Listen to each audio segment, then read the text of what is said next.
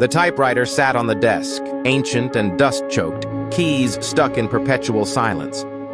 When I found it at the estate sale, something about its heavy presence drew me in. That first night, after everyone had gone to bed, I sat before it, the lamp's glow trembling across faded letters. My fingers hovered, but the machine refused to yield a sound. Frustrated, I left the room. In the hallway, I froze. Click-clack, click-clack. The unmistakable rhythm of typing echoed from behind the closed door. Heart pounding, I crept back. The typewriter sat motionless. A fresh sheet rolled in. On it, words. "Let me speak." I staggered away, but curiosity clawed at me. I typed, "Who are you?"